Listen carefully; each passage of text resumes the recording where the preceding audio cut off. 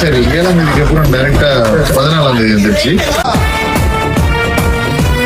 இப்போ நீங்கள் பார்த்த ரீல்ஸ் வந்து தமிழ்நாடோட கனிம வளத்துறை அமைச்சர் போட்ட ரீல்ஸு, ஷார்ட்டு, பேக்ரவுண்ட் மியூசிக் எல்லாம் போட்டு நல்ல ஆய்வு பண்ணியிருக்காப்புல. அதாவது அவர் ஆய்வு பண்ண கல்குவாரிகள் எல்லாமே இல்லீகலாக நடந்திருக்கு. நியூஸ் சேனலில் நிறைய வெளியிட்டிருக்காங்க. டிஎஸ்ஆர் ரிப்போர்ட் எடுத்தாலுமே அதில் தெரியும் எத்தனை கல்குவாரிகள் வந்து அனுமதி இல்லாமல் நடந்திருக்குன்னு சொல்லிட்டு. அதாவது இந்த பெர்மிஷன் இல்லாமல் நடந்திருக்க எல்லா கல்குவாரிகளும் தற்காலிகமாக நிப்பாட்டி வச்சிருக்காங்க. ப்ராப்பர் ப்ரொசீஜர் என்ன பண்ணியிருக்கணும், அந்த கல்குவாரிகளோட லிஸ்ட் எடுத்து இந்தந்த கல்குவாரிகள் வந்து அனுமதி இல்லாமல் செயல்பட்டு விதிமீறல்கள் நடத்திருக்காங்க அப்படின்னு சொல்லிட்டு அது எல்லாத்தையும் ப்ராப்பராக ரெடி பண்ணி ஒன்று கோர்ட்டில் கேஸ் போட்டுருக்கணும், இல்லை இவ்வளோ அபராதம் கட்டணும் அப்படிங்கிறத வெளியிட்டிருக்கலாம்.